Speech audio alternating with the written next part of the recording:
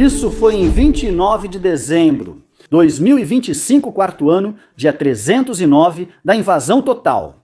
Bem-vindos, saúdo a todos. De volta ao relatório diário. Hoje analisaremos a situação em Kupiansk. Existe um vídeo de um soldado russo que ainda está cercado no centro da cidade. Além disso, há novidades sobre Myrnohrad e um vídeo extremamente contraditório que encontrei na Rússia e que, é claro, não quero deixar de mostrar para vocês. Além disso, algumas declarações de Trump se destacam. Vamos começar. A atualização de hoje sobre Kupiansk é do blogueiro militar russo mais rebelde, Romanov. Ele relata que na região de Kupiansk, várias subunidades russas continuam completamente cercadas. De acordo com isso, os soldados afetados permanecem apenas em pequenos grupos separados uns dos outros, em parte em áreas minadas, e possuem possibilidades limitadas de movimentação e abastecimento.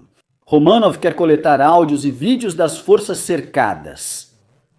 Outros canais do Telegram próximos ao regime também confirmam que unidades russas estão tentando romper o cerco e levar suprimentos para as unidades isoladas, o que indica uma situação ainda tensa e operacionalmente instável para o lado russo nesse setor da frente. Mas vamos dar uma olhada nas evidências. Canais russos estão divulgando atualmente imagens aéreas da região de Kupiansk. Afirmam que ainda estão no centro da cidade e o controlam, o que provavelmente é verdade. Também, essa área de movimentação que vemos aqui do lado russo se limita mais ou menos a essa área vermelha aqui. Soldados russos ainda são frequentemente relatados lá.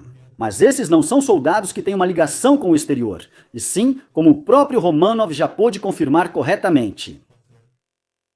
Soldados cercados continuam atuando aqui. Vimos isso com ucranianos em Dobripilha na época. Eles também cercaram as tropas russas lá e praticamente não as combateram. Eles atacaram com drones quando viam algum, mas deixaram eles passarem fome por muito tempo? Mesmo que fossem apenas 30 ou 40 soldados, eles não atacaram e não partiram para a ofensiva.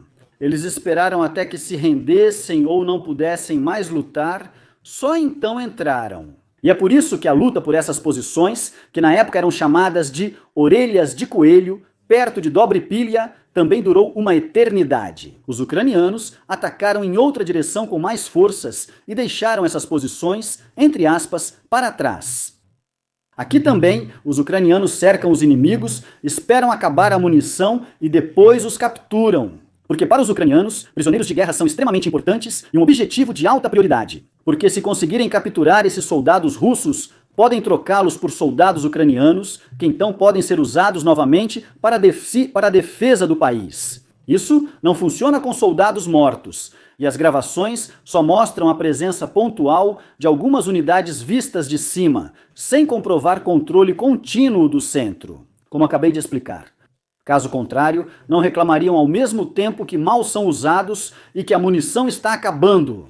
Isso mostra que russos ainda circulam no centro da cidade e ucranianos não conseguiram impedir após quase 2 semanas, expulsá-los completamente da cidade.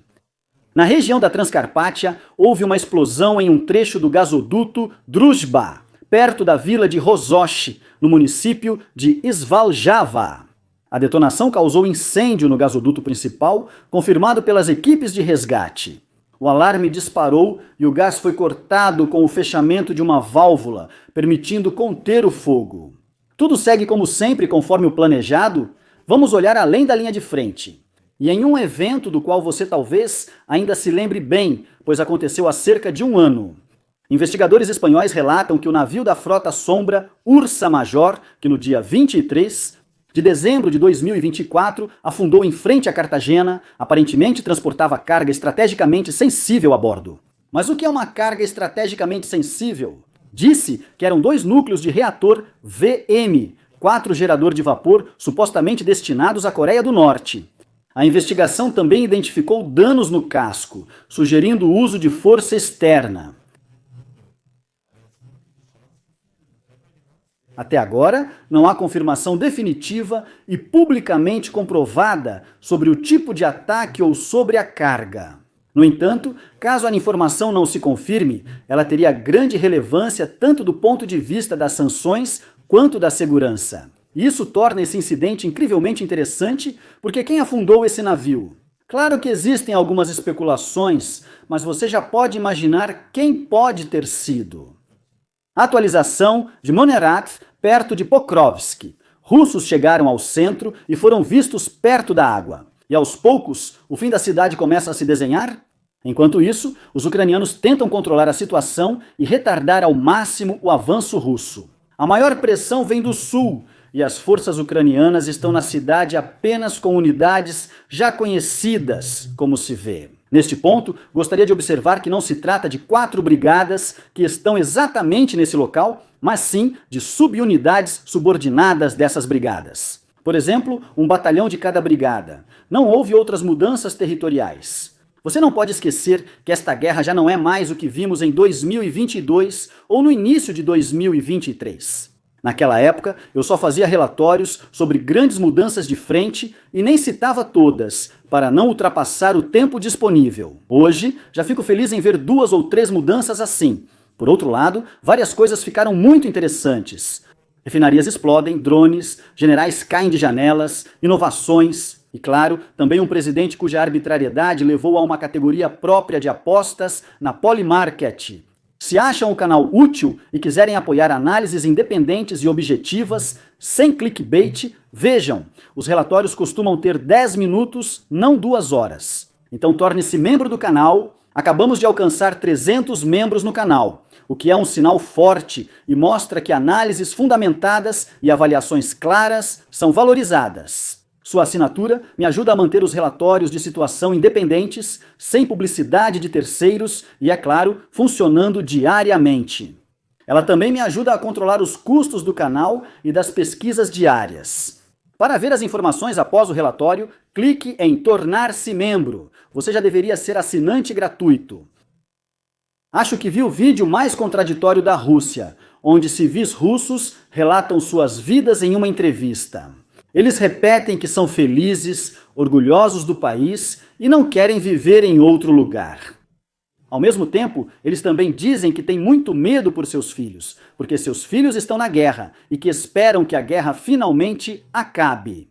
Além disso, relatam grandes problemas diários, como a longa dificuldade no fornecimento de gás, a ponto de questionarem a razão disso. Esse seria o único problema. Fora isso, está tudo tranquilo, exceto, é claro, pelo sistema de esgoto também precário. Isso, a guerra e o gás, são os únicos problemas. Sim, exceto, é claro, pelo lixo nas ruas, porque os moradores agora simplesmente jogam tudo na rua. Agora acabou, pois esses eram os únicos problemas. Fora isso, tudo tranquilo, claro, se não fosse todo o fedor causado pelo lixo, que é mencionado novamente no final. Pensei muito se era encenado, mas é real como parece. Mas as declarações evidenciam a contradição. Externamente, destaca-se lealdade e satisfação, mas também se fala de guerra, medo pelos filhos e decadência visível da infraestrutura. Críticas ao sistema devem ser evitadas, afinal, ninguém quer ir para o Gulag. É triste que a Rússia pudesse fazer muito com o dinheiro gasto na guerra. O que eles gastaram com a guerra nos últimos 3 anos, eles poderiam ter investido exatamente nisso. Em melhor educação, infraestrutura e qualidade de vida para que as pessoas não joguem lixo nas ruas. Em vez disso, foi desperdiçado para destruir cidades no país vizinho e reduzir a própria população em cerca de 1,2 milhão de pessoas. E esses são só os soldados mortos e inválidos, não os que emigraram. Trump comentou após se reunir com Zelensky. Sim. Quer ver a Ucrânia ter sucesso? Parece um pouco estranho, mas eu estava explicando ao presidente Putin, generoso, sobre o sucesso da Ucrânia.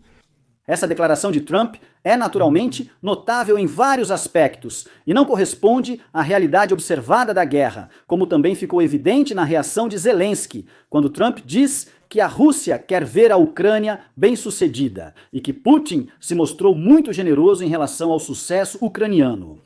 Isso está em contradição direta com as ações reais da Rússia? A Rússia continua realizando ataques aéreos diários contra cidades, infraestrutura e portos ucranianos, mantendo territórios ocupados sob controle militar. E impõe, em todas as negociações, exigências que levam à perda de territórios e ao enfraquecimento estratégico da Ucrânia.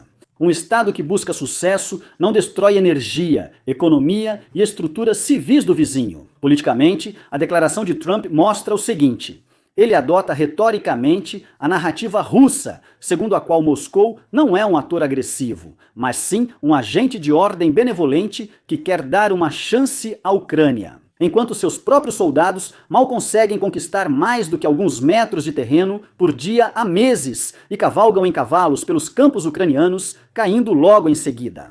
Críticos consideram a declaração uma das mais estúpidas já feitas por ele.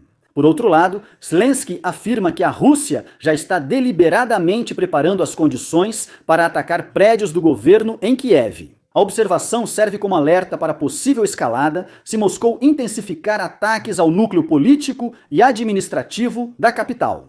Não se aumenta apenas o dano físico, mas também se mira na capacidade de ação das estruturas estatais e no impacto psicológico sobre a população e os parceiros. O ministro das Relações Exteriores da Rússia, Lavrov, acusou a Ucrânia de tentar atacar a residência de Putin à noite e disse que estão reconsiderando. Por isso, com as negociações em andamento, temos mais um motivo para excluí-las? Essa narrativa serve claramente para a disputa política. Um suposto ataque à residência do presidente está sendo usado como justificativa. Para evitar formatos de diálogo, hesitar ou nem mesmo realizá-los, endurecer as condições ou legitimar uma nova escalada como reação. Mais ou menos como aconteceu naquela época na estação de rádio de Gleiwitz. E com essas palavras, agradeço a todos os assinantes, membros do canal e a equipe do Algoritmo. Agradeço especialmente ao Tenente Coronel Renek, Roberto Ziller e Dietrich. Fiquem à vontade para se inscrever, curtir, comentar e até o próximo relatório de situação.